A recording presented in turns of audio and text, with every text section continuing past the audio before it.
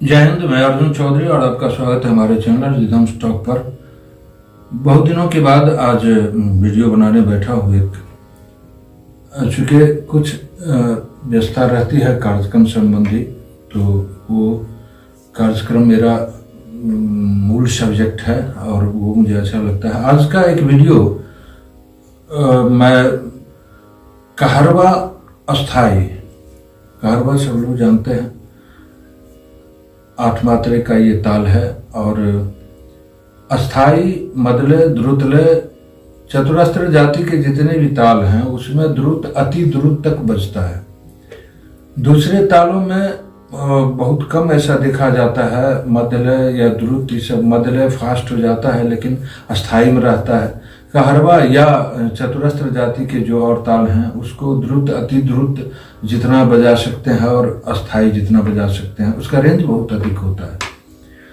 तो कहरवा का अस्थाई लय एक ठेका, एक सहचर ठेका। सहचर ठेका मतलब वो ठेका ही है, कहरवा का ही ठेका है। उसका स्वतंत्र स्वरूप नहीं होता है, वो किसी मूल ठेका के साथ में बजता है।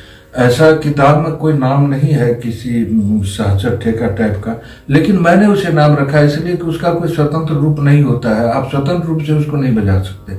ठेका के साथ संगत में उसके साथ में बजाएंगे, फिर मूल ठेका पर आ जाएंगे। एक उठान छोटा सा ऑफ बीट का उठान है कहरवा का ही, 2 मात्रे का, और एक तिहाई।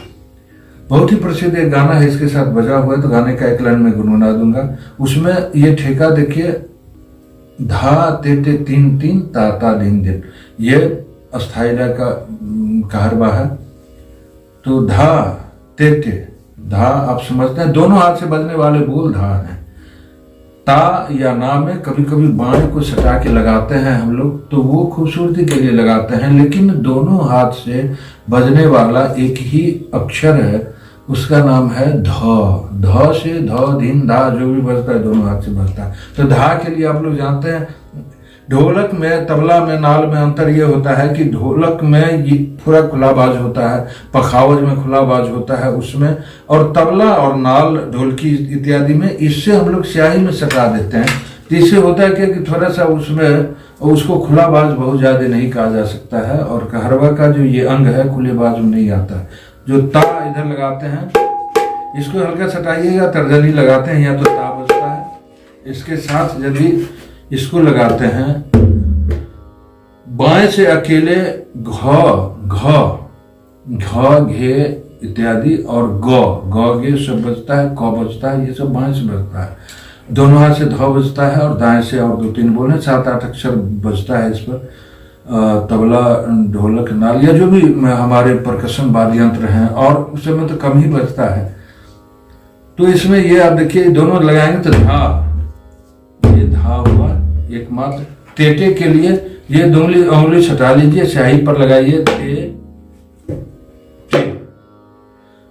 जब भी आप इस तरह का वाद्य जो पूरा होल होता है उसमें इधर दोनों तरफ लेदर लगा होता है, उस तरह के वाद्य जो भी बजाते हैं, तो जब भी ये दाएं पर आघात कीजिए तो बायां को हाथ सटा के रखिए, नहीं तो उसका हमिंग आता है। तो ते धिन धिन, फिर ये इधर से ती लगाएंगे, इधर से ग लगाएंगे, तो धिन धिन, फिर ता ता धिन धिन, और 3 इधर से ये लगता है।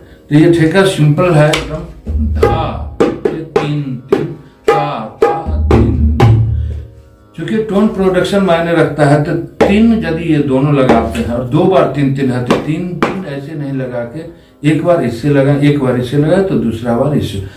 कोशिश वादन में ये अक्सर होनी चाहिए कि उंगली अल्टरनेट चले। एक ही उंगली का बहुत ज्यादा प्रयोग कीजिएगा तो फास्ट नहीं हो पाएगा। तो हथौटी जब भी आप रखें, जब भी शुरुआत करें कोई चीज का, तो कोशिश ये हो कि जैसे टे टे बजा सकते हैं, लेते हैं टे टे ता हो जाता, टे टे ता, टे टे ऐसे भी बजा सकते हैं, टे टे। लेकिन ते टे ता यदि लगाना हो तो चूंकि ता इससे बजता है, तो ते टे ता बजा तो सकते हैं, लेकिन बहुत फास्ट होता है। तो आप क्या करिए, शुरू से अभ्यास कीजिए, ते ते ता।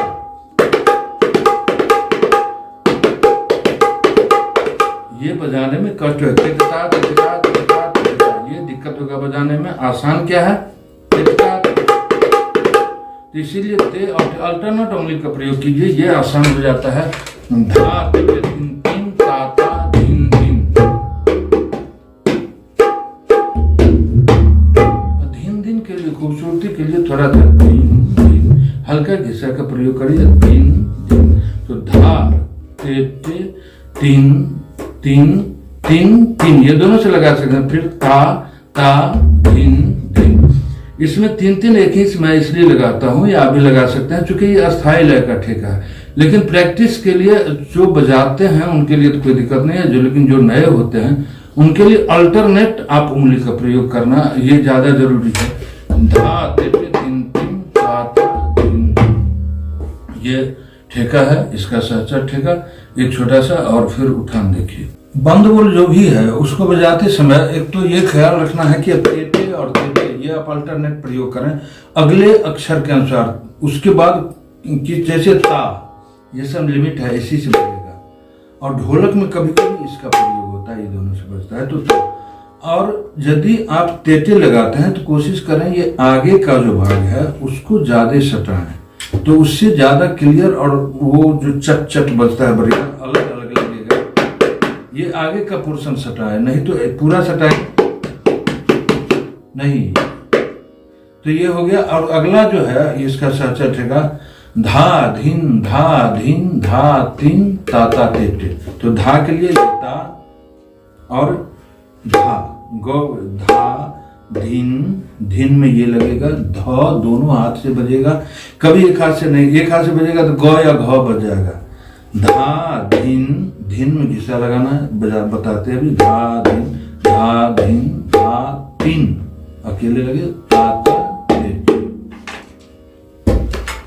इसमें बजता धा धीन धा तीन ता ता ते ते ते। फिर धा धीन धा तीन ता ता ते ते।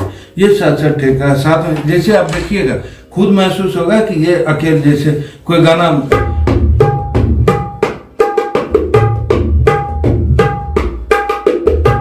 ये अकेला स्वतंत्र अस्तित्व नहीं है, इसको जैसे बज रहा है।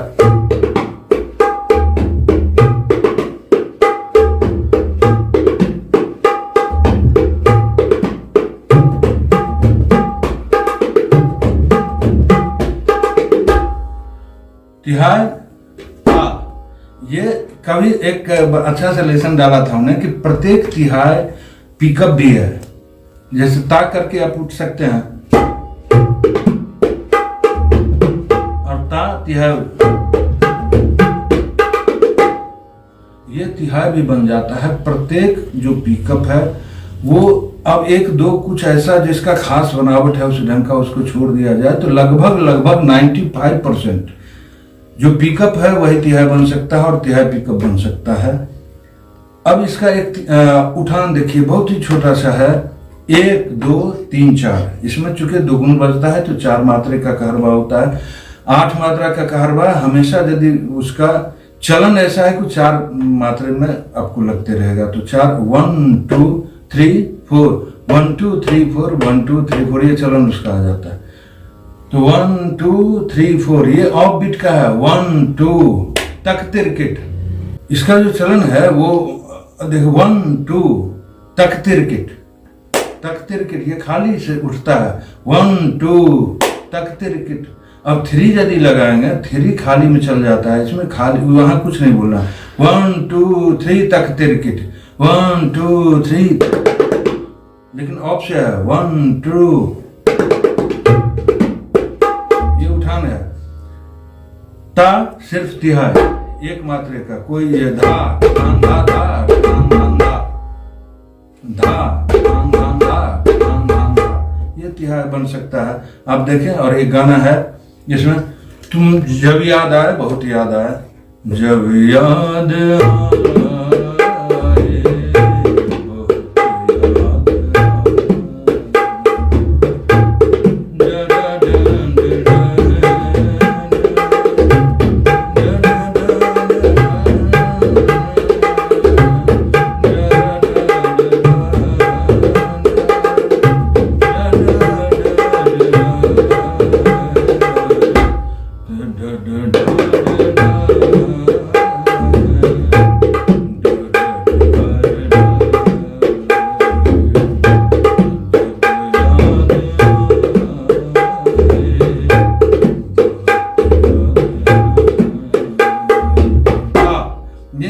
सिर्फ एकदम ताल लगा दीजिए तिहा।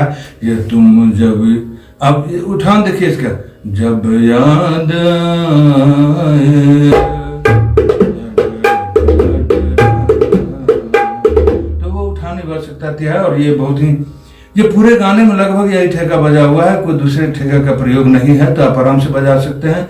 दूसरी बात आप याद रखें कि प्रत्येक गाना जो है वो उसका जो ठेका है वो एक ही गाना में नहीं होता है, वो सैकड़ों हजारों गानों में बज सकते हैं। इसीलिए किसी गाने का वो पर्सनल ठेका नहीं होता है।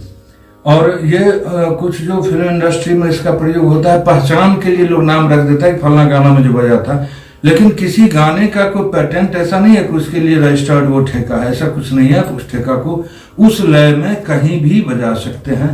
और जिनकी इच्छा हो तो कृपया चैनल को सब्सक्राइब और शेयर जरूर करें। बहुत बहुत धन्यवाद, नमस्कार।